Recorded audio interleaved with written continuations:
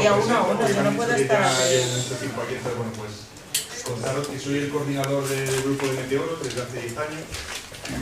Hace un poco más, 12, 13 años que entré en la agrupación.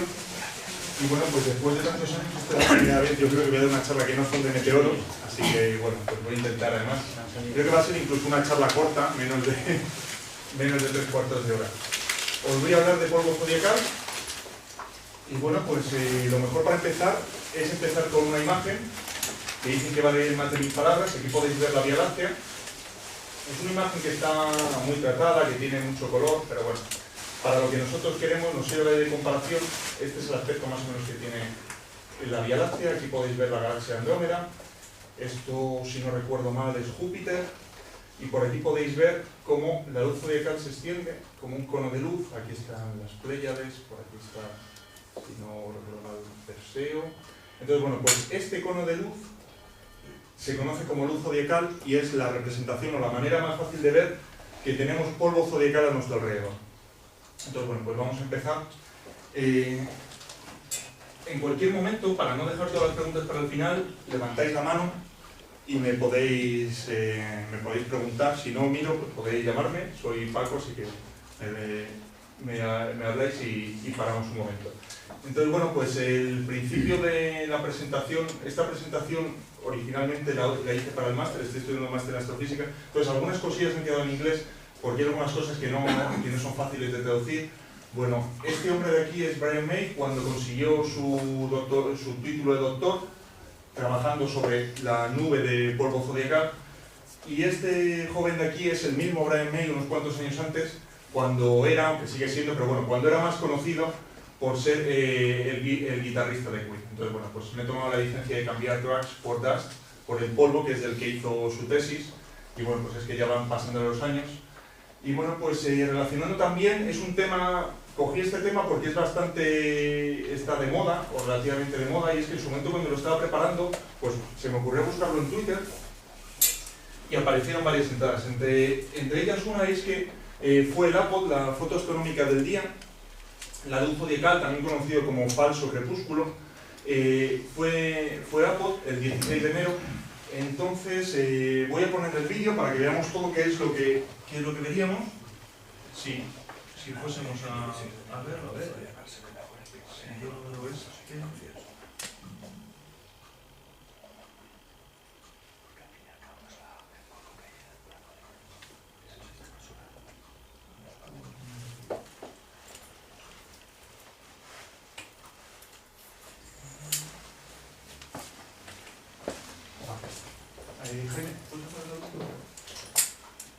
bueno, aquí podéis ver cómo va avanzando la noche.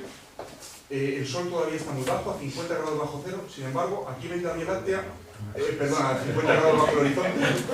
Y aquí podéis ver el cono de luz que va apareciendo. Y si os fijáis, todavía ni siquiera ha comenzado el amanecer. Ahora comienza el amanecer, ¿vale? Es el momento en el que para. Fijaos que hay un poco de luz, pero este cono se ve que sobresale. Y es que cuando el sol está por debajo de 18 grados, es cuando podemos estar seguros que ninguna parte de la atmósfera está iluminada. Sin embargo, la luz que vemos, o por tanto la luz que vemos que va apareciendo aquí en forma de cono, se debe a algo que está siendo iluminado más allá de nuestra atmósfera. Aquí ya se empieza a ver un cono de luz que va aumentando en extensión, ¿vale? Todavía estamos con el sol muy por debajo del horizonte, y justo aquí, más o menos a esta altura, es cuando ya empieza el amanecer. Fijaos además el cambio de luz. Primero era un cono, o con una línea, una banda, y aquí un cono, y aquí es cuando empieza a verse. Bueno, pues esto, si fuésemos a un sitio oscuro como por ejemplo Bonilla, lo veríamos. O sea, más o menos 2 horas antes del amanecer se está viendo lo que se conoce como el falso amanecer, y es que muchas veces uno tiene la sensación, sobre todo en las noches de invierno, que lleva 6 horas observando y de repente empieza a ver luz en el este. Y piensa, anda, si todavía yo pensaba que era temprano, y es que es temprano. Estamos viendo la luz reflejada por un montón de partículas de polvo que están reflejando la luz del sol. De hecho, este nombre de falso amanecer también... a ver cómo paro esto.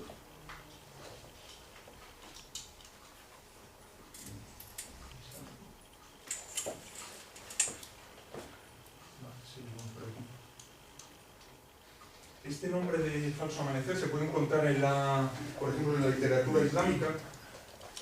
porque pues, uno de los momentos del rezo se determinaba cuando se empezaba a ver el alba, las primeras luces del día, y entonces pues, uno de los primeros tratados que describen la diferencia entre lo que es el amanecer propiamente dicho y lo que es esta luz zodiacal, este falso crepúsculo, pues se encuentra en la literatura islámica. Entonces, bueno, pues empezamos con el tema que es la luz zodiacal. Aquí podéis ver de nuevo una imagen en la que se ve la Vía Láctea, que es bastante más brillante que este cono de luz que hemos denominado luz zodiacal.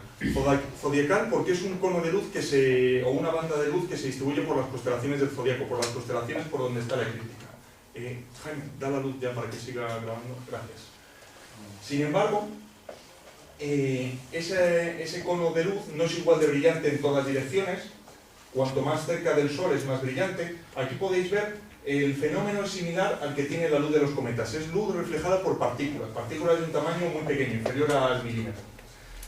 Esta forma de observar el polvo en una banda que se superpone a la eclíptica, lo que nos está diciendo es que el polvo está distribuido en una nube que tiene, nos podemos imaginar como una especie de donut o en el plano, una nube circunsolar que coincide con el plano de la eclíptica. Es decir, donde nosotros miramos en el plano de la eclíptica, donde están los planetas, estamos viendo también un montón de minúsculas partículas de polvo que nos están devolviendo la luz del Sol. De manera que en un trabajo el más reciente sobre este tema, que es el que voy a citar y el que me dio pie a trabajar sobre esta charla, el autor David Desborny y colaboradores concluyen que la nube zodiacal es, por tanto, un disco que se encuentra más o menos en el plano de la eclíptica de partículas pequeñas. Y quizá lo más interesante es que están producidas por cometas y la colisión de asteroides. Por tanto, el polvo que encontramos en esa nube de luz o en esa nube de polvo zodiacal no es polvo de los restos de cuando se formó el sistema solar, sino son restos que se están, partículas que se están generando constantemente y que están producidas más o menos digamos, en época reciente.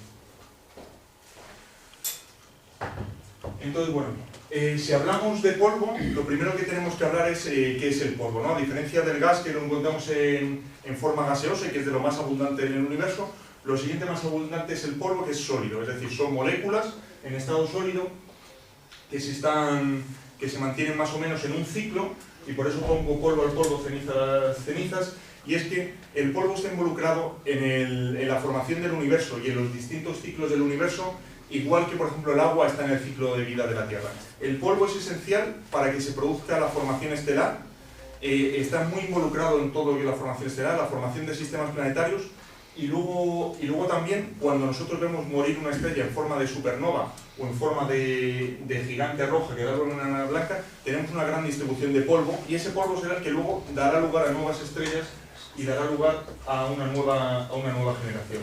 Por tanto, el estudiar el polvo es muy importante a la hora de entender cómo funciona todo el universo y especialmente todo este ciclo de estrella, planeta, sistema planetario en el que nosotros estamos y que por tanto nos interesa. De hecho, bueno, pues hace poco se ha formado un grupo de astrología de la agrupación, pues bueno, pues este es uno de los temas que he estado mirando en la documentación que han enviado a la lista, pues es uno de los temas que tratan sobre cómo se forma la vida, sobre cómo llega el agua a los sistemas, cómo es todo este ciclo que se realimenta de reciclaje.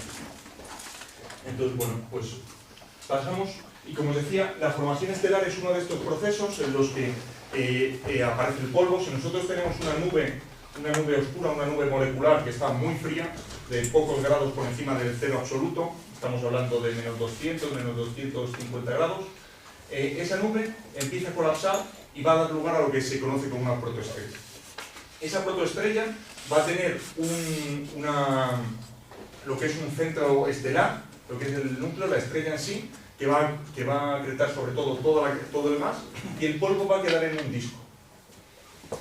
Luego pasa por otra fase que se denominaría T-Tauri o estrella presecuencia principal, y lo que nosotros vemos aquí es un disco que se conoce de debris, como de desechos, de escombros, y era lo que quería comparar para decir que el polvo, la nube zodiacal que nosotros vemos actualmente en el sistema solar, es de polvo reciente, es de polvo caliente, es de polvo que está actualmente formándose.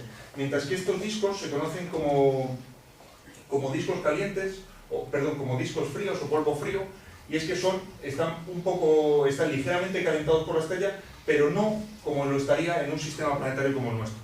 Por tanto, a la hora de buscarlo en el universo, Lo que vamos a buscar, si queremos buscar sistemas planetarios como el nuestro, va a ser sistemas que tengan discos de polvo caliente y no discos de polvo frío, que son los objetos más jóvenes.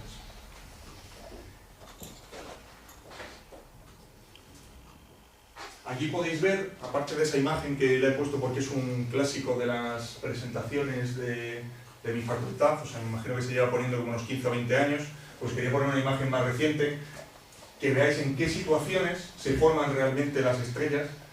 Lo que es la nube esa molecular que os decía sería una nube gigantesca, y aquí podéis ver cómo en realidad no se forma una única estrella por cada nube, sino muchas estrellas que están aquí todavía envueltas en todo ese gas y ese polvo que lo hace opaco, y algunas que han nacido antes y que están ya eliminando todo ese polvo y ese gas, lo están borrando con sus vientos.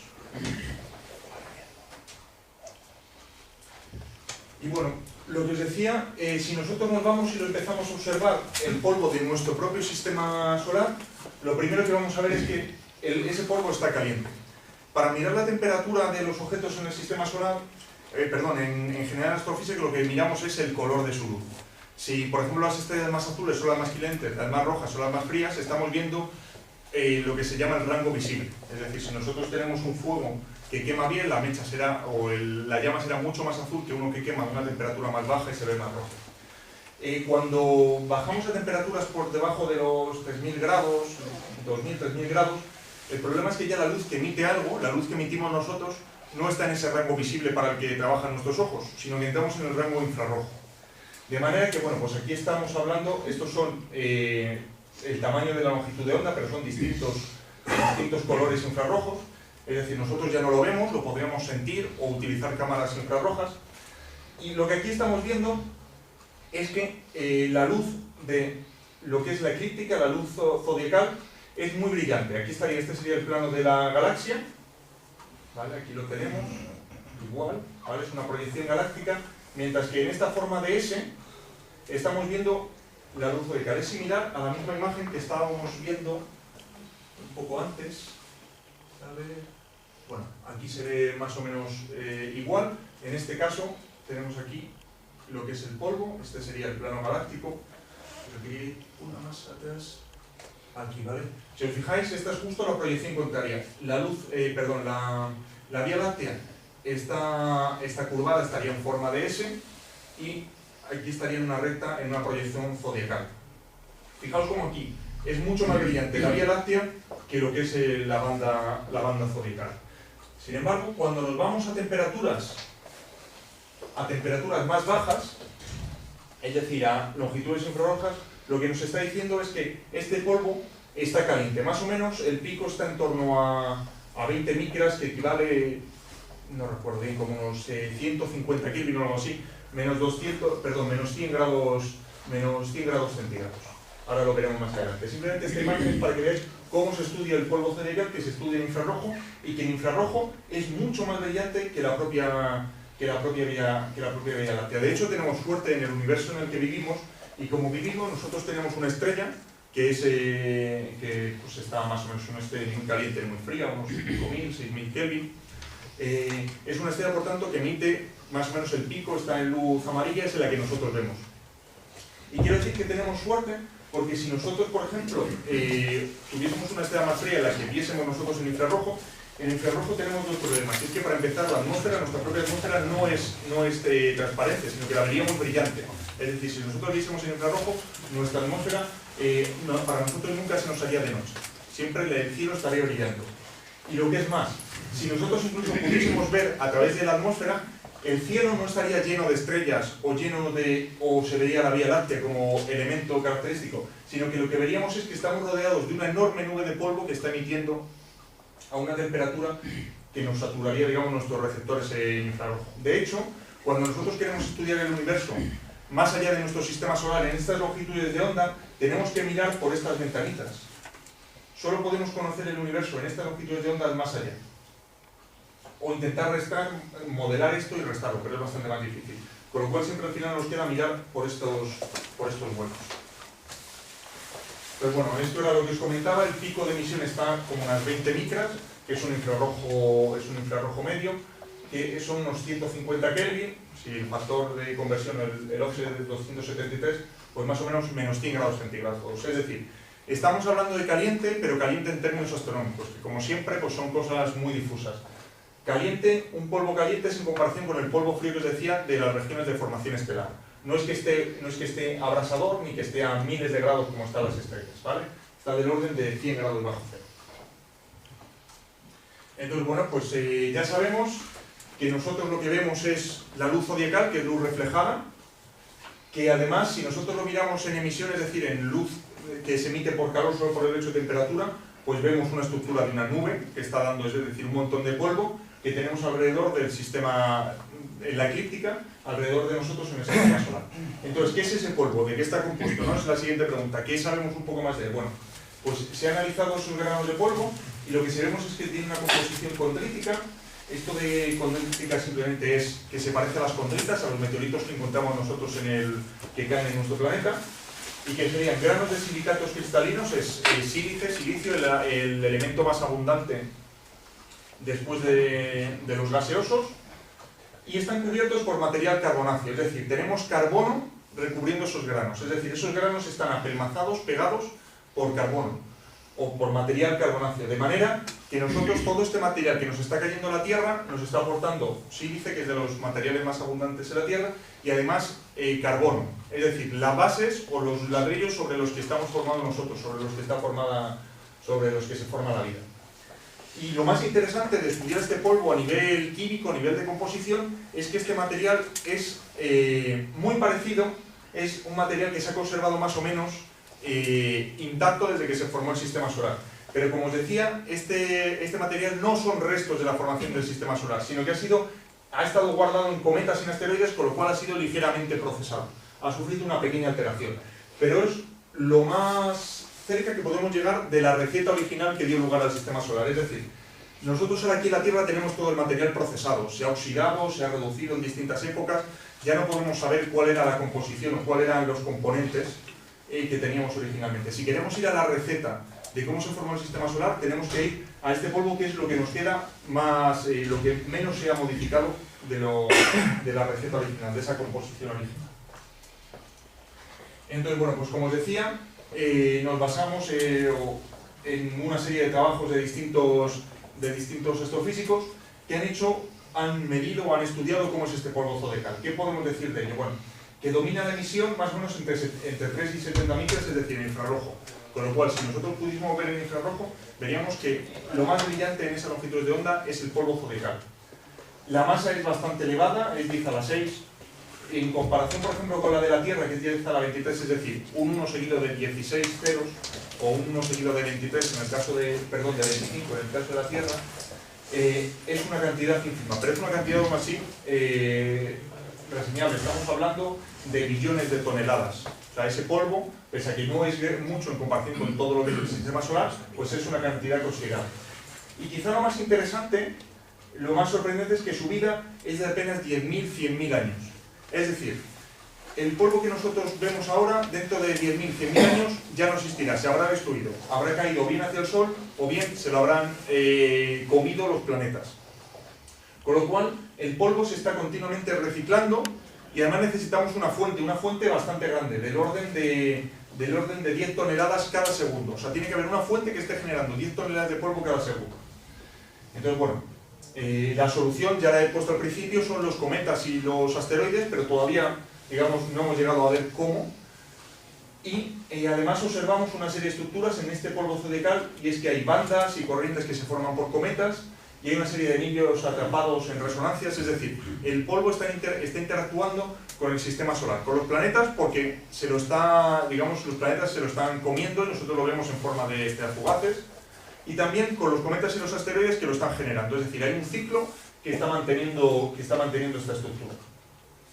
Y además se introduce una nueva unidad, que es el ZODI, y que es una cosa así un poco enrevesada, pero básicamente nos sirve a la hora de buscar sistemas planetarios como el nuestro fuera de nuestro sistema planetario, es decir, exoplanetas. El ZODI básicamente lo que nos está diciendo es lo que brilla en nuestro polvo si nosotros lo vemos desde una distancia determinada. Es decir, el ZODI es una manera, una unidad, que es decir, si nuestro sistema solar es un ZODI, es nuestra unidad, si nosotros vemos un sistema que brilla con 10 ZODIs, pues tiene 10 veces más cantidad de polvo, aproximadamente, o que nos da una idea de que tiene un factor más de polvo. Es una unidad, se usa mucho sobre todo en gente que está buscando sistemas planetarios y observa polvo alrededor. Entonces, bueno, llegamos a lo que es el artículo en sí, y el artículo lo que encontramos es un modelo. Al final los científicos tenemos dos maneras de explicar o dos maneras de trabajar, y es una, recogemos datos, intentamos explicarlos o intentamos analizarlos, y luego en función de esos datos generamos un modelo. Entonces, bueno, pues esta serie de autores han generado un modelo que se encaja muy bien a lo que conocemos ahora mismo de la realidad. Está calibrado sobre todo por observaciones de AIRAS, un satélite de los 80 que observaba en infrarrojo, y Spitzer, un satélite que ha estado trabajando y todavía sigue trabajando en una fase más reducida de su misión, que está trabajando en la actualidad. Es decir, su modelo, los valores al final que se le mete a su modelo están calibrados o contrastados con AIRAS y con Spitzer. Lo que tienen es un sistema de planetas en la que hay una población de cometas y de asteroides, que van a ser la fuente de este polvo. Y ellos lo han modelado sobre todo para lo que es dentro de la órbita de Júpiter. Es decir, estamos hablando del polvo caliente, de lo que estoy hablando en este momento. Nos olvidamos del polvo frío y lo que nos interesa es el polvo caliente. Como decía, porque es el más fácil de ver, porque emite más en infrarrojo y lo podemos seguir más fácilmente y descubrir más fácilmente. Y entonces ya pasamos a lo que predice su modelo. Y es que su modelo ha visto que funciona mejor cuando tenemos un diámetro de entre 10 micras y 1000 micras, es decir, entre 10 micras y 1 milímetro. Es decir, son partículas de polvo microscópicas, valga la redundancia. Y lo que es la partícula típica tendrá como unas 100 micras, es decir, una décima de milímetro, para que nos hagamos una idea de lo pequeño que son estas moléculas de polvo. De hecho, yo siempre pongo en las charlas de meteoros, digo que una estrella fugaz normal tiene más o menos el tamaño de un grano de arroz, que sería 1 milímetro, 2 o 3 milímetros. Este polvo es todavía más pequeño. La composición es parecida a la de las condritas carbonáceas, es decir, tienen tanto silicatos como elementos carbonáceos, es decir, carbono, de nuevo. Tienen, digamos, los ladrillos para la vida, tienen el carbono de lo que estamos nosotros formados. Ellos han hecho un modelo, además, que se alarga en el tiempo, y piensan que había 10.000 veces más de polvo en lo que se conoce como el Late Heavy Bombardment, el bombardeo pesado o el gran bombardeo tardío. Es decir, que si nosotros en vez de vivir ahora, viviésemos pues en esta época, hace 3.000 millones de años, no solo, aparte de lo peligroso que sería, porque no solo caía polvo, sino que también caía en cuerpos más grandes, pero el cielo sería muy brillante debido a este polvo, es decir, estaríamos rodeados en una nube de polvo que no nos dejaría ver las estrellas, o no tanto como lo vemos ahora, sobre todo en lo que es el zodiaco. Ellos, para este ZODI, que como os decía es una unidad que alguien se inventó para intentar decir, pues lo que vemos aquí es tanto, lo que vemos en otros sistemas planetarios es una unidad de comparación, ellos le dan un valor. Y luego, lo más curioso, digamos, había un montón más de cosas de este artículo, pero lo que a mí más me llama la atención es que cada día 250 toneladas de polvo de este polvo zodiacal están cayendo sobre la Tierra. Es decir, tenemos un aporte que para lo que es la masa de la Tierra no es muy grande, no es significativo, pero pues es algo que tenemos que tener en cuenta. Tenemos un flujo y todo ese flujo pues se distribuye en la atmósfera, la mayoría se quema en la atmósfera, y pensad que este flujo de ahora de 250 toneladas hace 3.000 millones de años era 10.000 veces más, es decir, hace 3.000 millones de años era 10.000 veces más intenso y por tanto sí era significativo. Y bueno, al final estos son una serie de valores, datos, que yo los cuento, es de lo más interesante del artículo, pero tampoco es muy importante para nosotros. Quizá lo más interesante es que la nube zodiacal que hay en el sistema solar está continuamente reciclándose y el polvo lo aportan, sobre todo cometas. Un 85% del polvo viene de cometas de la familia de Júpiter. Un 10% lo aportan los asteroides y cometas de largo periodo. Entonces, es en este momento cuando uno se le enciende las alarmas, yo lo he puesto en negrita, y dice, ¿por qué resalto esto de que sean cometas de la familia de Júpiter? ¿Y qué tiene que ver todo este rollo que os estoy contando con que esto nos puede ayudar a buscar otros sistemas planetarios parecidos al nuestro? gracias a que me habéis estado aguantando esta introducción larga, entramos ahora en lo que es lo sorprendente o lo fascinante de este trabajo y en general de todo el trabajo que se está haciendo buscando otros planetas. Y entonces, bueno, esta era una de las bromas que traducirlas del inglés al castellano era más complicado. Como me están grabando no puedo traducir cuál es el anagrama original, pero yo digo, traduzco esto. ¿A qué nos referimos con familia de cometas o familia de Júpiter en cometas?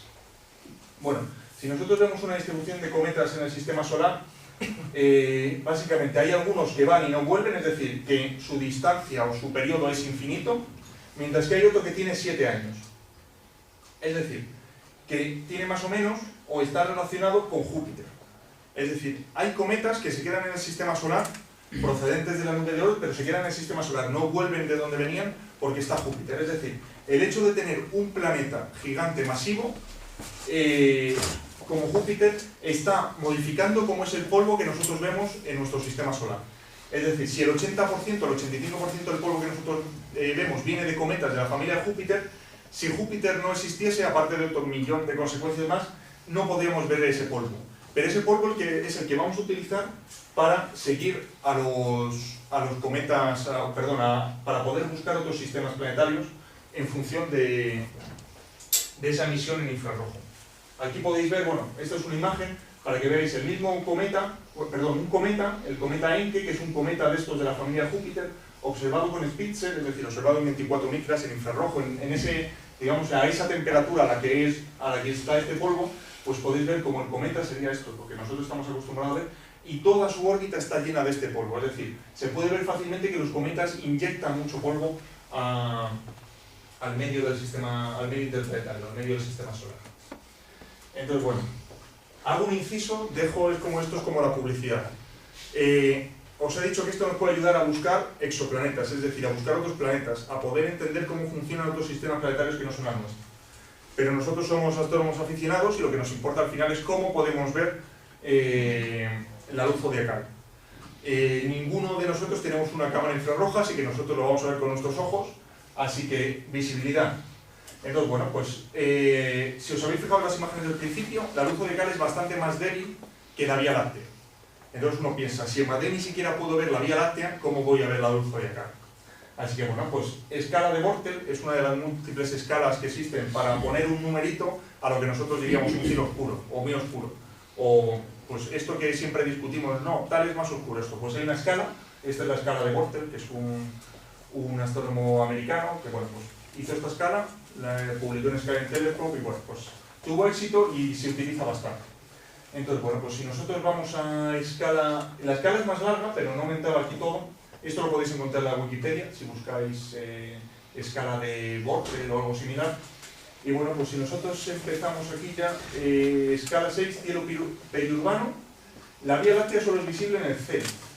Bueno, pues ya para empezar, Madrid ni siquiera la Vía Láctea es visible en el cenit. Así que estamos hablando de cielos oscuros. Esto sería más o menos el cielo que tendríamos, pues quizá desde dentro de un pueblo o en una ciudad media, tirando pequeña. Pero bueno, tendremos que ir a un cielo ya, lo que llama periurbano, un código naranja en el mapa este de Cinzano, pero básicamente lo que nos dice es, la Vía Láctea parece muy débil o invisible, es decir, en el momento en el que la Vía Láctea se empieza a ver, la luz zodiacal es débilmente visible, por lo cual tenemos que seguir yendo más oscuro. Más o menos, si nosotros fuésemos a Bonilla, Bonilla tiene una calidad de cielo que se denominaríamos rural o cielo oscuro, aunque bueno, estos lugares de negro y gris prácticamente en el mundo ya solo quedan en lugares como observatorios profesionales o sitios realmente remotos. O sea, probablemente en España lo más oscuro que podamos encontrar sea algo de cielo rural o gris. Entonces, bueno, cielo rural, que más o menos sería algo aproximadamente a Bonilla, se aprecia algo de contaminación lumínica en el horizonte, las nubes aparecen iluminadas, pero podemos ver, la Vía Láctea ya tiene cierta complejidad, M15, M4, M5, M22, pues los cúmulos que podemos ver en la Vía Láctea son visibles a simple vista. M33 es fácil de ver con visión desviada, bueno, y sobre todo la luz zodiacal aparece impresionante en primavera y otoño, aún puede apreciarse su color.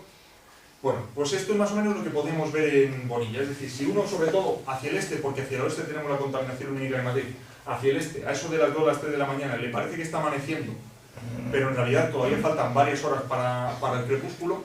Lo que estamos viendo es esto, es la luz zodiacal. estoy seguro de que muchos la habéis visto sin saber lo que era. O sea, yo recuerdo de las primeras veces que fui a un cielo oscuro, creo que incluso antes de que lo de la agrupación fuésemos a Bonilla, fui a Calar Alto, y a eso de las 2 o las 3 de la mañana, de repente dije, anda, ya se ha acabado la noche. Digo, esto, lo de la maratón Messier es lo que tiene, uno empieza, se acelera, y de repente, y entonces mira el reloj que era las 2 de la mañana y parecía realmente que estaba amaneciendo. Pues esa luz que se ve hacia el este, en este caso Bonilla, porque el oeste lo tenemos contaminado, eso es la luz zodiacal. Lo de que se pueda apreciar el color, ya eso pues va, yo diría que no se puede llegar a apreciar, pero bueno, es algo que puede ser muy llamativo si uno sabe lo que está viendo. Y luego, si uno se va a un sitio más oscuro, lo que se habla es de luz zodiacal, Gegenschein y banda zodiacal. Y hablamos también de estas distinciones que yo hasta ahora no lo he mencionado, porque entran en este paso de visibilidad. La luz zodiacal es lo que he mostrado en todas las fotos anteriores, que es ese cono de luz que se ve cerca del horizonte. Luego tiene además otras dos componentes más. La banda zodiacal, que recorrería hasta el otro cono de luz que se ve en el otro horizonte, es decir, que recorre toda la eclíptica. Y luego el Gegenschein es el punto justo antisolar, es decir, si el Sol lo tenemos cuando estamos observando, lo tenemos detrás, abajo a 30 grados o 40 grados bajo el horizonte, el Gegenschein lo tenemos justo en el punto contrario, es decir, si el Sol está en Géminis, el Gegenschein lo vamos a estar viendo en Sagitario, es decir, justo en el lado opuesto. Y ese círculo de luz es muy débil. Aún así, desde Bonilla se puede ver. Si uno sabe lo que está buscando, yo lo he llegado a ver en algunas noches, sobre todo de invierno. Invierno avanzado, que ya justo no coincide con la Vía Láctea, sino que se desplaza un poco más, se puede llegar a ver. Aún así, eso ya es un reto que os dejo para una noche de estas buenas de verdad. Si queréis saber si es buena, una de las mejores maneras de comprobar es con esto. Con el Gegenschein, sobre todo en invierno, que la eclíptica está muy alta y tenemos pues mucha más transparencia.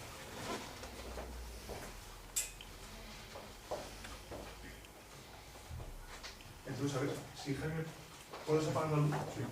Por favor.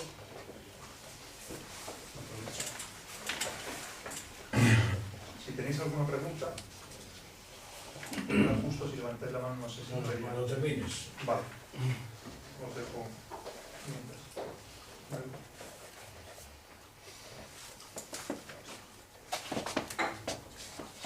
He puesto esta imagen porque tiene menos Photoshop que la del principio. Es una imagen más parecida a la que nosotros podríamos hacer si estuviésemos en un sitio tan oscuro como este. Pero si fijáis, tiene un grano horrible, además no es que esté muy bien escaneada. Se nota que tiene cierta exposición, o sea que no es, o sea, tiene exposición, aunque muchas estrellas se mantienen más o menos puntuales. Esto es Venus, ¿vale? Para que os hagáis una idea de los brillos que tenemos. Aquí se ve la Vía Láctea y fijaos que aquí, pues bueno, sí que se ve esta banda bastante brillante y bueno, pues que puede intuir que sí que quizá, no sé si en la pantalla del ordenador se ve quizá un poco mejor. Así es como lo podemos fotografiar con un ojo de pez desde un sitio bastante oscuro. Así fijaos que aquí hay algo de contaminación lumínica, también por aquí, es decir, bueno, desde un sitio oscuro, es como os digo, como en Bonilla, se puede ver y se puede fotografiar. Bueno, esto se ve, no desde la luz, no, mejor no la veis, por cierto. Me ha costado encontrar alguna página web o algo donde estuviese recogido cuál es la visibilidad, ¿no? Porque bueno, uno dice al atardecer, al amanecer, pero bueno, hay cierta... no es exactamente simétrico el sistema, porque luego, como os decía, si justo coincide con la Vía Láctea, pues la Vía Láctea no te deja verlo. Entonces, bueno, pues he recordado un libro que lo tenéis en la biblioteca, que ahora mismo no recuerdo cómo se llama, pero el autor es Ferrín, Ignacio Ferrín, es un clásico de los años 80, se editó para cuando venía el Halley allí en el 86, y la verdad es que el libro es delicioso. Y entonces lo he encontrado escaneado por internet y he dicho, bueno, pues esto me va a venir de perlas. Como os decía, si el Sol está aquí, lo que es la pirámide de luz se extiende más o menos. Si nosotros, a ver, esto, vamos a intentarlo. Si nosotros tuviésemos el horizonte aquí, ¿vale? Una vez que tapamos el Sol y se hace de noche, nosotros todavía podemos ver la pirámide de luz que sobresale, tendremos un puente de luz o lo que es toda la banda zodiacal y justo el punto antisolar estaría el Gegenschein. Pues esto es más o menos lo que estamos viendo. Y él da una tabla de visibilidad, de hecho, bueno, está adaptada de otros autores, pero bueno, está muy bien, y explica un poco más o menos cuándo se puede ver en función del hemisferio norte. Por ejemplo, nosotros en primavera pues recomienda verlo en el cielo de la tarde y en otoño más en el de la mañana. En invierno y verano más o menos es un poco por igual. De hecho, aquí te dice más o menos dónde lo podemos encontrar. En enero, como os decía, justo al este de la Vía Láctea, está todavía un poco ahí difícil. En febrero se ve ya cerca de Réculo. Bueno, hay una serie de sitios clave. Por ejemplo, en junio, que está en Escorpio y la Vía Láctea, es imposible verlo porque la Vía Láctea es mucho más brillante, más en Escorpio, y además es que el Escorpión está tan bajo que dificulta su visión. Así que lo mejor es sobre todo verlo en invierno. Y sigo con otra imagen de estas espectaculares. A ver, yo creo que sí que estamos completamente oscuros. Esta es una imagen desde el hemisferio sur, por eso pues bueno, llaman la atención las nubes de Magallanes, llama la atención Orión un poco cabeza abajo. Esta foto está tomada desde Cerro Paranal, que es uno de los observatorios que hay en Chile. Y bueno, podéis ver cómo la Vía Láctea está aquí poniéndose, pese a que está justo en el horizonte, se ve prácticamente hasta en las montañas. Aquí la tenéis, esta es la parte del centro, digamos de Sagitario, Escorpio. Y lo siguiente más brillante, aparte de la gran y la pequeña nube de Magallanes, es la banda zodiacal. Esta foto está tomada bien entrada la noche, de manera que lo que es los dos conos, las dos pirámides, no se ven especialmente, pero sobre todo lo he puesto para que veáis la banda, que es muy difícil de ver, y sobre todo el Gegenstein. El Gegenstein es esta pequeña zona más brillante. ¿Vale? El Gegenstein, su naturaleza, la explicación es simplemente porque las partículas de polvo no reflejan igualmente la luz, sino que cuando están justo, digamos, a 90 grados, reflejan un poco más. Es la misma sensación que podéis haber experimentado cuando uno está delante de una señal de tráfico y un coche la ilumina por detrás. Si uno justo se pone en la misma, más o menos en la misma dirección sin hacer sombra, la ve que brilla un poco más que si la mira de lado, o que si está iluminada de lado. Pues es más o menos algo igual. El Sol está justo en el punto contrario a desde donde nosotros lo estamos viendo, y por tanto pues es ese ángulo en el que rebota un poco más de luz en el polvo. Entonces, bueno, esta es una imagen, ya os digo, esto es en Cerro Paranal. Esto ya, lo de ver por ejemplo la banda zodiacal es muy difícil. Esta es una imagen tomada por Jaime Zamorano, también socio de la agrupación. Aquí podéis ver, esto es La Palma. La Palma es un cielo también muy oscuro, pero no tan oscuro.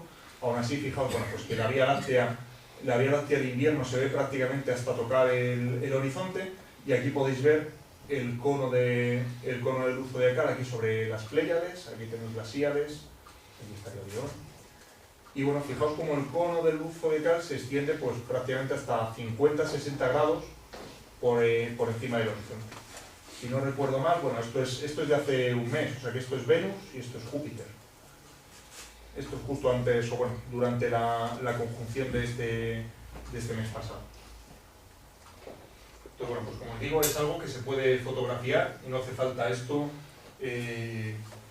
No sé cómo, es una cámara digital normal, no sé si Jaime sabe qué cámara tiene el otro. La Canon 5D. La Canon 5D, bueno, no es tan normalita, pero bueno, es una cámara reflex, no es ninguna cámara CCD profesional ni nada, es una cámara digital. Y bueno, pues bueno, iba a poner una imagen más que le he recordado justo ahora antes de empezar la charla, y como no entraba entera en la presentación, bueno, esta es otra imagen, es una imagen muy particular también que ha salido en el APO. A ver si le hago clic, la veremos mejor. Va a tardar en cargar. A ver, esta más o menos. Aquí lo que podéis ver de nuevo es en un sitio, fijaos cómo destaca el centro galáctico, pero sobre todo eso. Si vais a ver, la banda zodiacal está hecha una proyección zodiacal, por lo tanto se mantiene como una recta. El zodíaco, la eclíptica. Fijaos cómo el Gegenstein coincide justo con la distancia 180 grados desde el Sol. Eso está tomado también desde otro sitio oscuro, Mauna Kea, o sea que esto es ya algo muy difícil de fotografiar. Aquí podéis ver también el otro cono de la otra pirámide de luz. Aquí está justo el Gegenstein. podéis ver Saturno, y fijaos incluso lo brillante que se ve, bueno, aparte del millón de estrellas que se ven, lo brillante que se ve incluso la Vía Láctea de invierno. Aquí tenéis Orión, para que os hagáis una idea de tamaños y de escalas. Entonces, bueno, pues esta es una imagen que salió el 5 de abril, o sea, hace menos de... No, perdón, sí, el 5 de abril, hace menos de un mes. Seguimos y ya con esto entramos en la parte final, en la parte que os decía que es ya donde es el desenlace de la película. Y entonces, si recapitulamos un poco, hemos dicho que en el sistema solar, desde la Tierra hemos visto una cosa que hemos llamado luz zodiacal, que la hemos estudiado en infrarrojo y hemos llegado a la conclusión de que es una nube de polvo, de partículas, y que hemos hecho un modelo, y ese modelo nos dice más o menos pues, que las partículas son más o menos pequeñas, de en torno a 1/10 de milímetro, que la composición es la típica más o menos de una condena carbonácea, es decir, algo parecido a los cometas, como era de esperar, y que el 85% de ese aporte de polvo se debe a la existencia de cometas, es decir, ese 85% lo producen los cometas, y no cualquier tipo de cometa, sino los cometas de la familia de Júpiter. Es decir, que lo primero que podemos pensar es que en sistemas planetarios maduros, es decir, donde ya no queda resto ninguno de lo que es el polvo frío de cuando se formó el sistema planetario, es decir, en esos sistemas maduros, es decir, en estrellas no jóvenes, sino ya de una edad media como la nuestra, si nosotros vemos polvo, ese polvo nos puede indicar que existe un planeta gigante. Desde luego, en nuestro sistema planetario funciona así, es decir, el que exista polvo o ese polvo zodiacal se debe a que existen cometas de la familia Júpiter, y esos cometas de la familia Júpiter se deben o existen porque está Júpiter. Si no estuviese Júpiter, no tendrían ese periodo tan corto de 10 años y no aportarían tanto polvo al sistema. Entonces, bueno, pues aquí lo podemos ver. El mismo autor de este artículo que he comentado hasta ahora, pues lo dice, hace una simulación. Esta línea sería el brillo del Sol, más o menos en distintos colores. Ahora mismo el brillo es muy bajo, pero quizá en lo que decía antes del bombardeo tardío, ese brillo en determinados colores podía superar al del Sol. Entonces tenemos un problema, y es que en infrarrojo el polvo brilla mucho, pero en función de la cantidad de polvo que tengamos puede brillar más o menos que la propia estrella. De hecho, es un problema el poder ver este polvo, y es que cuando nosotros buscamos planetas alrededor de estrellas, si estas estrellas tienen un disco de polvo alrededor, ese polvo puede brillar incluso más que los planetas, de manera que nos puede complicar. Es decir, tenemos dos problemas, y es que el polvo, por un lado, nos puede ayudar a encontrar planetas, porque nos indica que si tenemos polvo hay un planeta grande, un planeta del tipo Júpiter, pero a la vez también el polvo brilla, con lo cual no nos va a dejar ver al planeta. Entonces, bueno, pues tenemos esa dicotomía, y hay grupos trabajando en las dos cosas. Hay grupos trabajando en ver si buscando las estrellas, cuáles tienen ese exceso de emisión en infrarrojo, seleccionando esas estrellas como candidatas y luego trabajando sobre ellas, o bien hay gente que hace lo contrario, es si está intentando hacer imagen directa y ve que tiene polvo, pues sabe que ahí tiene que haber un planeta, pero bueno, pues deja de buscarlo directamente porque el polvo brilla más que el propio planeta. Entonces, bueno, pues algunos de los resultados. Como os decía, bueno, de nuevo, otra vez comentarlo, los objetos estelares jóvenes, estos Young Stellar Objects, si están fríos, emiten más en el infrarrojo más lejano, en 70 micras, mientras que los que están más calientes, por encima de esos 150 Kelvin, más de 300 Kelvin, emiten más en 24 micras, es decir, en distintas bandas del infrarrojo. Con lo cual, nosotros podemos diferenciar cuando nosotros miramos a una estrella sin ni siquiera saber si es joven o vieja. Si tiene un disco de polvo frío, no nos interesa, es una estrella que se está todavía formando. Pero si tiene un disco de polvo caliente, ese polvo caliente podría ser la clave de que tenga un sistema planetario. De hecho, ya se han hecho medidas y estamos encontrando sistemas en la ETA del Cuervo, en la Gamma de Fiuco o en Altair. Estamos encontrando sistemas planetarios. De nuevo, esta unidad, como os decía, son los ZODIS. Para que se hagáis una idea, si nosotros tenemos un ZODI, que somos la muestra, aquí todavía somos capaces de encontrar estrellas que tienen hasta 200 veces más de polvo. Es decir, todavía tenemos que refinar mucho la técnica y aumentar la sensibilidad para encontrar sistemas como el nuestro. Pero bueno, ya estamos detectando los que tienen mucho más polvo, o sea, estamos en ello. Y luego, bueno, pues otras cosas para los que nos sirve este disco de polvo. Pues si uno observa el disco de polvo y ve que tiene estructuras, el planeta, os lo podéis imaginar si uno ve una estrella y esto es todo el disco de polvo, el planeta a lo mejor es un puntito muy pequeño, prácticamente es imperceptible para nosotros con nuestras técnicas actuales. Pero si uno ve que la estrella tiene un disco de polvo y además ese disco está rizado, tiene resonancias en los que tiene grumos, eso es una indicación clara de que ahí hay un planeta que está perturbando. De manera que, bueno, el polvo ya no solo puede ser un indicador de que puede tener planetas, sino que puede chivarnos realmente dónde está el planeta. Es decir, puede ser un trazador directo de decir, si un disco de polvo además tiene grumos, eso nos indica que esos grumos se deben a planetas. O bien porque el planeta hace resonancias y crea nubes a su alrededor, o porque se está comiendo, de repente uno ve un hueco en esa nube de polvo, pues ese hueco es porque se lo ha comido el planeta. Perdona, ¿qué es la beta de ahí de abajo a la derecha? Esta beta, si no recuerdo mal, me parece que son ángulos, pero no lo recuerdo. Esto está en este artículo, pero vamos, es bastante... Era un artículo bastante árido. Ah, no, perdón. Vale, esta beta, ahora que he visto la referencia, esta beta se refiere al tamaño del polvo. Esta beta es el cociente entre la presión de radiación y la fuerza gravitacional.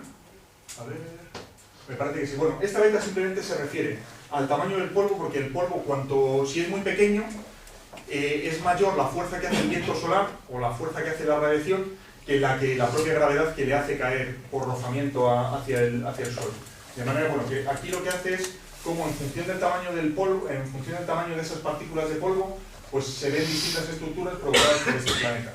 Esto es una simulación, o sea, todavía no... O sea, se ha visto que había estos donuts que presentaban irregularidades, que presentaban grumos, y ha habido un grupo, el grupo de Stark, que ha estado trabajando en ver cómo podía reproducir con modelos esos grumos metiendo un planeta. Si tú tienes una estrella y un planeta y polvo, ¿se producen esos grumos? Pues sí. Y además, en las partículas más grandes, pues crea una estructura de este tipo, mientras que las más pequeñas, pues crea de otro tipo. Y bueno, y luego otra cosa interesante de ver el polvo en los sistemas planetarios es que la mayoría de los sistemas planetarios que ahora mismo estamos descubriendo, trabajando en ellos, son descubiertos por el método del tránsito. Es decir, el planeta pasa por delante de la estrella de manera que disminuye la luz que nos llega a nosotros y nosotros notamos como que hay un eclipse. La curva de luz se mantiene constante y de repente baja, mientras dura el eclipse y luego vuelve a subir y nos llega toda la luz otra vez de la estrella. Pues esto es algo similar.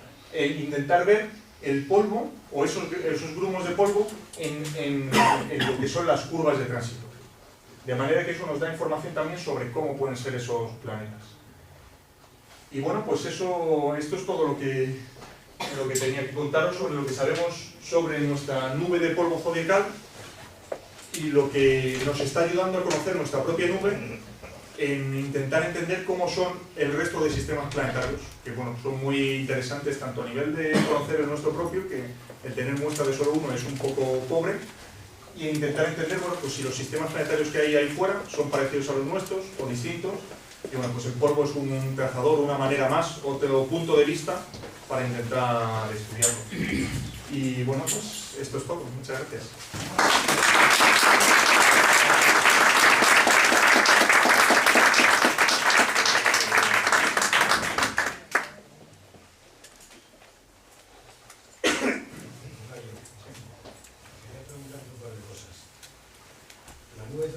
Esta, según dices, está centrada en el plano del zodiaco.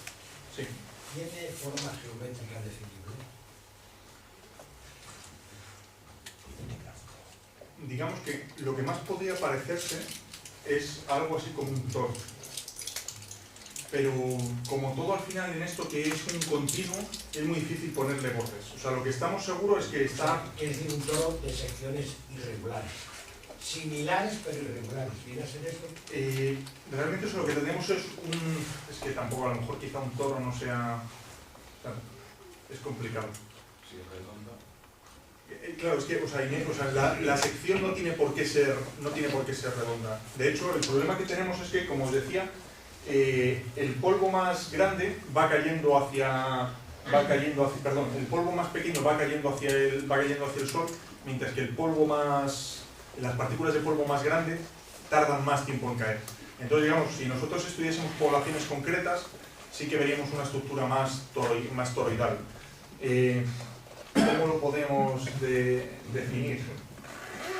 Es muy difícil. Digamos, quizá lo más sencillo sería imaginar o como un toro, pero algo muy limitado a la eclíptica, o una superposición de toros en función de los distintos tamaños.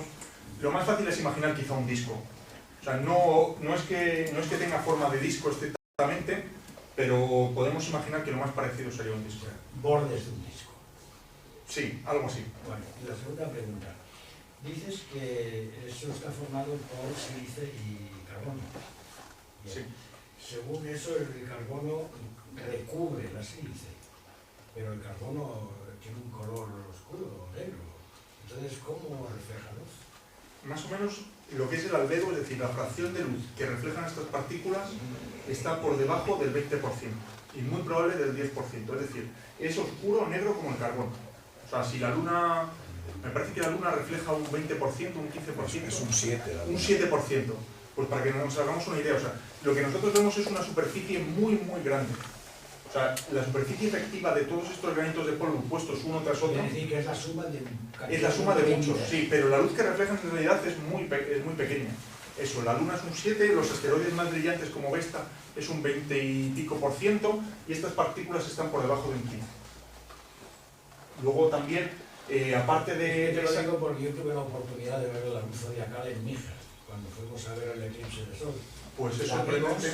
vimos aproximadamente a medianoche, en el mismo ya por el este, claro. Pues la mejor manera de pensar cómo se puede ver, uno puede coger carbonilla, puede coger carbón. Se veía Sí, ¿no? soplarlo, o sea, coger el polvo, soplarlo en una ventana por donde entre luz y ver, pese a que es tan oscuro, que refleja luz. Tiene además un poco de trampa porque, aparte de que está recubierto de carbono, lo más habitual, aunque no cuando se acerca tanto como a nosotros, pero lo más lejano también tiene cierto recubrimiento de hielo, que aumenta un poco lo que es la reflectividad. Pero vamos, eso, del 20% no pasa nunca el albedo, es decir, de la luz que recibe, refleja apenas un 20% o menos. Igual que los cometas, igual que los asteroides. O sea, lo raro es, por ejemplo, nuestro planeta o los planetas más grandes, que reflejan una cantidad muy grande de luz. Pero lo habitual es eso, en estos cuerpos sólidos es que absorban mucha luz. De hecho, por eso están calientes. Si reflejasen más luz, no tendrían una temperatura tan alta. Cuando digo tan alta, eso, estoy hablando siempre del orden de entre 0 o 100 grados bajo cero. Has dicho antes que si vemos una estrella rodeada por un disco de polvo frío, no hay planetas. Pero ¿no hay planetas o no hay un Júpiter? A ver, si nosotros vemos con un disco de polvo frío, lo que nos está diciendo ya es que tenemos un sistema que está todavía en formación. En principio, o sea, digamos que si nosotros seguimos cómo se van formando las estrellas, hay un momento en el que toda estrella tiene, o toda protoestrella tiene un disco frío. No, con eso no quiere decir que existen estrellas maduras con discos fríos, pero en principio no las hemos observado o no se han estudiado, o sea, de momento. Entonces, el que nosotros veamos hasta donde conocemos una estrella con un disco frío, lo que está diciendo es que todavía esa estrella está en formación. ¿No tiene planetas? No es tanto, o sea, digamos que los planetas no son como los nuestros. O sea, tiene protoplanetas, igual que es una protoestrella, tiene protoplanetas. Es el caso, antes lo que veíamos de la T Tauri.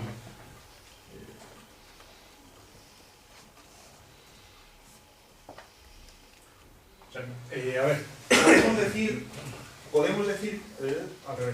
podemos decir que esto es una estrella. Pues técnicamente estaríamos hablando de protoestrella o de WSO, de objeto estelar joven, estrella T Tauri, pues y ocurre lo mismo. Podemos decir que este disco protoplanetario, los planetas que hay dentro son planetas, pues podemos decir que son planetesimales, probablemente ya tenga algo que sea como Júpiter, incluso más grande. Pero en el término de planeta, quizá como está definido por la Unión Astronómica Internacional actualmente, no serían planetas. Es decir, la Unión Astronómica Internacional, una de las cosas que ponía de planeta, para planeta, es que hubiera limpiado su órbita. con ese criterio que en principio parecía tan ambiguo, lo que en realidad estaban diciendo es que un planeta es un objeto de tipo planeta que nosotros conocemos, pero que está en un sistema maduro, es decir, que está en un sistema evolucionado, que está en un sistema en el que ya no van a crecer más los planetas, digamos que todo ese polvo, ese disco de debris, ese disco de desechos ya se ha gastado. Esa, digamos, es la definición del planeta. Entonces, lo que están aquí no son planetas, son planetesimales, protoplanetas o algo así, o planetoides, algo así. Entonces, por eso, lo que encontramos en un disco frío, aunque tenga masa de planeta, quizá no sean planetas. Pero lo serán en algún momento, cuando evolucione el sistema.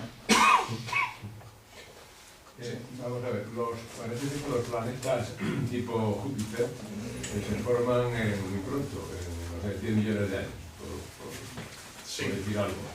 Y que ahí pues están produciendo unas migraciones hacia su estrella porque están metidos en un disco de polvo o un disco de partículas que hacen que eso se desplace. ¿Cuál es la transición o la diferencia entre este polvo del disco protoplanetario y este otro que estamos viendo ahora? En principio, lo que es el polvo del disco protoplanetario original se consume por completo. O se consume o bien es acretado por todos los planetas, cae hacia el Sol, o bien es eyectado. Por ejemplo, ahora mismo, una de las fuentes de polvo extrasolar que tenemos, que nos están llegando a nosotros, es de beta... ¿cómo se llama? La estrella esta que tiene un disco, perdón. Beta Victorious, exactamente. Vale, están viniendo de ahí. Es decir, el polvo de origen del disco, en partes acretados, o sea, se va formando. El que no se forma, bien por presión de radiación o por efectos gravitacionales, se acaba cayendo hacia el Sol, con lo cual al final te acaba quedando limpio. Y de hecho es lo que dicen esto en Sborn y colaboradores, es decir, que todo el polvo que se genera es, o sea, que todo el polvo que tenemos es generado bastante, o sea, se genera con bastante frecuencia. Por tanto, no sé exactamente cuál es la fase, pero digamos que incluso, o sea, que digamos que la transición es brusca en tanto en cuanto, mientras haya polvo, se están formando los planetas. En cuanto se acabe ese polvo, ya se ha acabado ya, o sea, ya necesitamos una fuente nueva. Y se genera después. Entonces, claro, luego el problema es que todas esas migraciones están moviendo objetos que están haciendo que colisionen y están generando polvo, pero ese polvo ya es nuevo, no es el original, es polvo que, pues por ejemplo, si chocan dos asteroides o dos cuerpos grandes, pues todo ese polvo ya ha sido procesado, o sea, ya no tenemos una composición contrítica al uso. O sea, podemos encontrar partículas de metal suelta y cosas así. Entonces, bueno, la transición en sí también depende incluso del modelo que utilicemos. O sea, pues sí, el modelo este de Niza nos dice que los planetas se formaron, luego se formaron más lejos y luego se acercaron. Bueno, depende. O sea, los Júpiter y Saturno se acercaron, los otros más se alejaron. Incluso hay algunas simulaciones que dicen que se intercambiaron posiciones. Es complicado. Pero bueno, todo ese movimiento que está relacionado también en cierta manera con el bombardeo tardío, está generando polvo de este tipo, pero no podemos hablar tanto de un sistema maduro, de un sistema... Es un polvo, ya es un polvo de segunda generación. Es un polvo de segunda generación, o sea, es el mismo tipo de polvo del que hemos estado hablando continuamente. Lo que pasa es que a cantidades industriales. Y la diferencia es la temperatura. Entonces, digamos que la diferencia es que una vez que la estrella ya está funcionando a pleno rendimiento, el polvo va a durar muy poco tiempo. O sea, el polvo se consume rápido, por lo cual el polvo original dura muy poco tiempo. Sí. En el fondo la clave para la detección o la comprobación de que alrededor de una estrella puede haber un sistema planetario es que seamos capaces de detectar esa emisión de infrarrojo a 25 o 24... A ver, o sea, realmente para buscar sistemas planetarios la única manera de estar seguro es el método de velocidad radial, es el efecto Doppler. Esa es la única manera. Lo que pasa es que hacer una observación de efecto Doppler consume muchísimo tiempo de telescopio, o sea, una barbaridad. Entonces, lo que buscamos es buscamos métodos a ciegas para poder muestrear el mayor número de estrellas de golpe, pudiendo hacer esto. Entonces, uno de los sistemas más clásicos es el de tránsito. Uno observa un campo del cielo, lo más grande que le dé su técnica, y coge y lo está observando de manera continua. No hace falta un gran telescopio, con un telescopio pequeño, a lo mejor hasta magnitud 14 o 15 estamos llegando sin problema. Y entonces, pues mides las 1000 o 2000 o 10.000 estrellas que tienes en el campo y las vas midiendo cada minuto, cada 2 minutos. de manera que cuando hay un tránsito hay una bajada de luz. Ese es uno de los métodos. Otro de los métodos es pensar, bueno, pues aparte de esto que lo podemos hacer ad hoc, es decir, con observar una vez todo el cielo en infrarrojo y buscar ese exceso en 24 micras, a lo mejor el 10% o el 20% de esos objetos tienen planetas. Pues de repente hemos añadido a la lista de posibles candidatos, a lo mejor hemos añadido millones de objetos. Entonces, bueno, pues es un método en el que se está trabajando. Pero de nuevo habría que coger, una vez que se detecta una estrella con este posible exceso infrarrojo, coger y dedicar un telescopio y que esté ahí unas cuantas noches de observación con haciendo técnica de velocidad radial, de efecto Doppler, y comprobar de verdad que existen planetas. Entonces, bueno, luego también está lo complejo, por ejemplo, que es un sistema como el nuestro. O sea, nosotros tenemos dos planetas muy grandes, otros dos grandes, o sea, es un sistema planetario muy complejo. Ya se conocen algunos como esos, pero bueno, pues, o sea, digamos que desde que observas o desde que crees que has visto un exceso en infrarrojo hasta que de verdad sabes que eso está asociado a un planeta, estos artículos eran de 2011, la mayoría. O sea, es algo que se está trabajando ahora. O sea, gracias a que tenemos datos de... Gracias a que tenemos datos de Spitzer de los últimos 8 o 9 años, estamos pudiendo hacer esto. De hecho, Herschel es que observa más el polvo frío. O sea, Herschel está ya en 160 micras en adelante. Sí. Sí, antes cuando dijiste que cuando el sistema está maduro desaparece el polvo, ¿qué pasa con él? ¿Lo absorbe, lo reintegra? ¿Qué pasa con ese polvo? Nosotros cuando tenemos un disco protoplanetario, lo que tenemos es que el polvo está más o menos distribuido en un disco y se están formando los planetas, es decir, por acreción se consume o los planetas van atrayendo, se van juntando los planetesimales que van dando lugar a los planetas. Pero luego también tenemos otra serie de efectos como son la atracción gravitacional de los planetas, que puede hacer que lo acerques al planeta pero sin que llegue al planeta y se lance despedido, que era lo que decía que pasaba en Beta Pictoris, y es que el disco, aparte de la parte que está cayendo hacia el Sol, se está lanzando, y luego también la propia... Si nos imaginásemos este polvo como un fluido, que quizá no sea lo mejor, pero la propia resistencia que tiene dentro del sistema solar le hace que caiga en espiral hacia el Sol. Es lo que se conoce como el efecto Poynting-Robertson, que es un efecto de la presión de radiación. Es decir, el que esté recibiendo fotones continuamente y esté interaccionando con el viento solar hace que vaya cayendo poco a poco. Algunos de ellos tendrán la suerte de ganar energía y se irán hacia órbitas más mayores, pero lo habitual es que pierdas energía y vayas cayendo hacia el Sol. Entonces es uno de... El efecto Poynting-Robertson es el más complejo, porque luego, bueno, pues cuando te llega un fotón, en función de si lo emites por el hemisferio frío o por el hemisferio caliente, pues tienes una serie de fenómenos, pero básicamente eso, la idea es o caen planetas o cae hacia el Sol. No sé si es que ya me tengo que... Tienes tiempo todavía.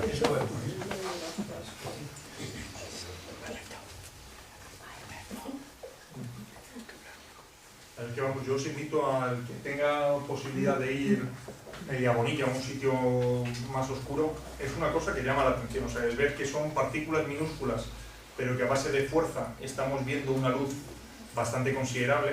Tampoco es que sea algo espectacular, pero bueno, es algo. E imaginad también la suerte que tenemos, como comentaba antes, de vivir ahora, en este momento en el que la luz de ese brillo de la luz zodiacal es 10.000 veces menor que la que tenía hace 3.000 millones de años.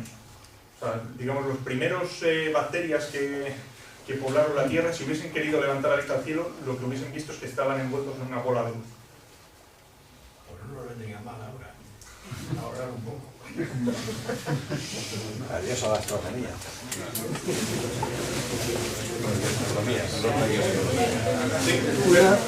El polvo dijiste que cae a la Tierra a razón de 250 toneladas diarias.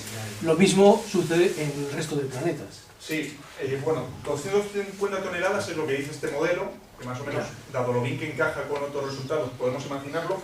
Si hablamos de estrellas fugaces, que es lo otro que conozco yo, es decir, partículas un pelín más grandes, son más o menos alrededor de 150 toneladas, es decir, más o menos el rango está en eso.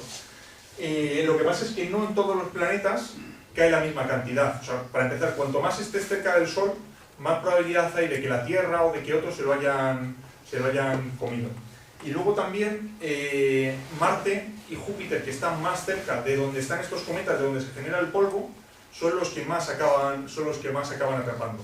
Sobre todo Júpiter, que es al final el que domina toda esa zona. O sea, los cometas están ahí por Júpiter y Júpiter es el que se encarga de controlar a los cometas. Igual que Júpiter está engullendo cometas prácticamente de continuo, el polvo también lo está trayendo hacia él. O sea, los más externos no reciben...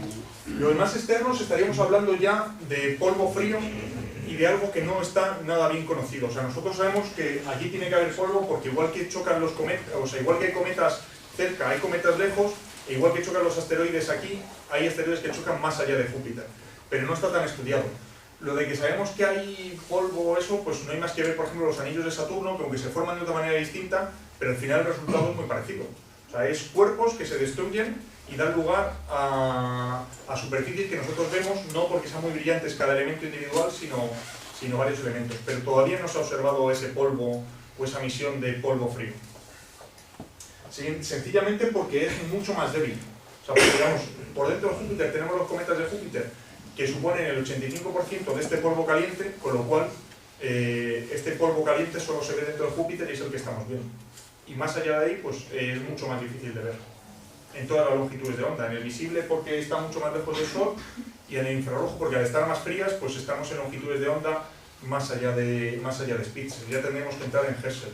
No sé si quizá Alberto sepa algo más, si Herschel está viendo algo en el plano extraño. No, yo lo que hubiera apuntado con lo que estás haciendo tú ahora es que los cometas llega un momento que pierden la cola.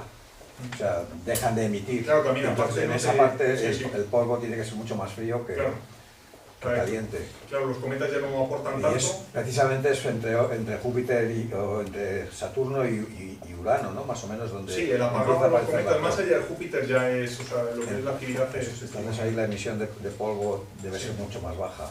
Sí. Pero no tengo más noticias. Sí, aunque bueno, también es cierto que el polvo que se emite cerca del Sol luego acaba llegando, o sea, sigue la órbita y acaba también aportando algo a, digamos, fuera de, o sea, más allá de Júpiter. Ya. Pero sí, o sea, es que al final, digamos, si los cometas de la familia de Júpiter son los que más aportan dentro de Júpiter, o sea, dentro de, digamos, en el sistema solar interno, y más allá de Júpiter no hay estos cometas, pues nos quitamos un aporte muy grande. Y aparte luego eso es un polvo mucho más frío, con lo cual habría que observarlo de otras maneras. ¿Y dónde se regenera todo ese polvo?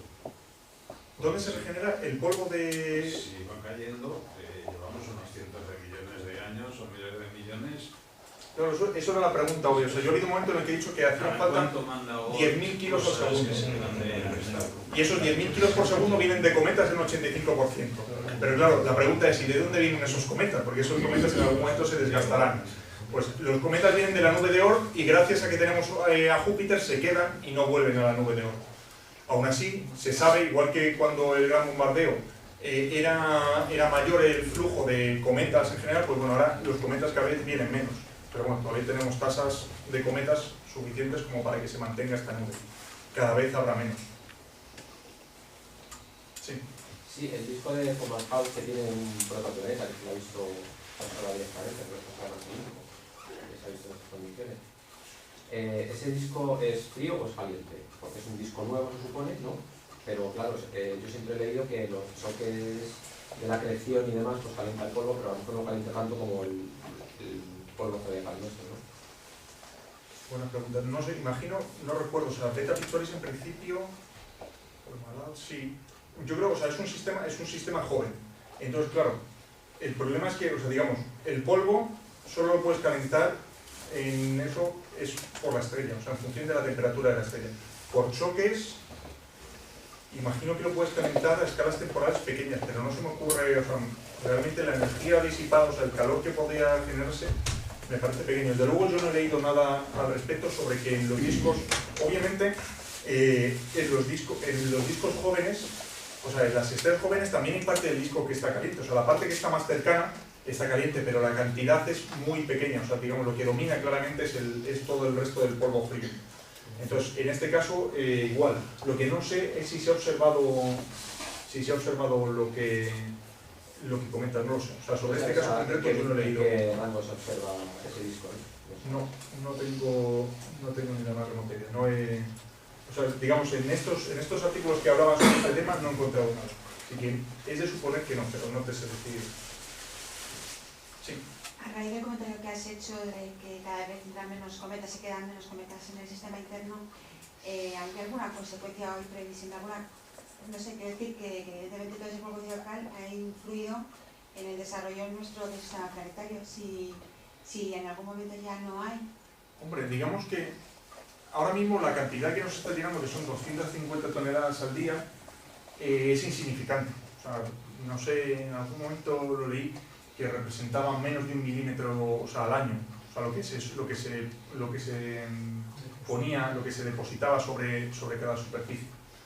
Entonces, ahora mismo, yo creo que no significa, o sea, que pasásemos de 250 a 0, aparte de que pues, sería mucho más aburrido, no habría estas fugaces y otra serie de cosas, no supondría nada a nivel de planeta.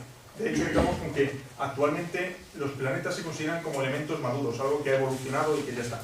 Pero, por ejemplo, en el bombardeo tardío, que era 10.000 veces más intenso, esa cantidad de materia que se estaba aportando era muy importante. Sobre todo, por ejemplo, porque estabas aportando carbono. El carbono es algo de lo más, digamos, de lo que tenemos ahora más preciado. Estabas aportando también agua.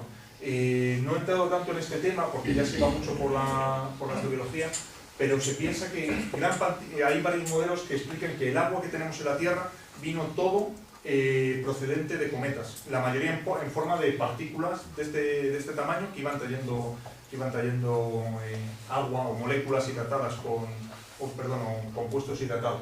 Hay también otros modelos que lo explican a base de 3 o 4 o X aportes bruscos de agua. Entonces, bueno, son distintos modelos.